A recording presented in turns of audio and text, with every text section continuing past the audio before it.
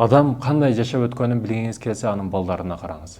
Себеби алма бышат экен, анын кандай чоңдугу, кандай кызылдыгы, кандай таттуулугуна карап туруп алмага баа беребиз го, сорту мындай экен деп.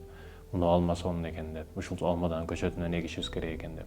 Айтайын деген маселе, жашоодо кантип өттүңүз, жашап өттүңүз, мунун жыйынтыгын балдарыңыздан көрсө болот да.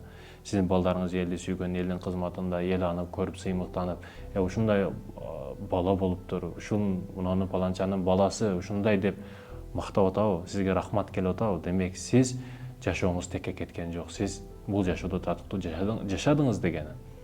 Балдарыңыз сонун, элдин үлгүсү, элдин алдында, элдин ашында, демек сиз татыктуу жашадыңыз өмүрдө, өкүнбөсөңүз болот. Ошондой экен, жашооңдун көрсөткүчү балаң да. Баласына карап туруп, ата энесине жыйынтык чыгарып койсо болот.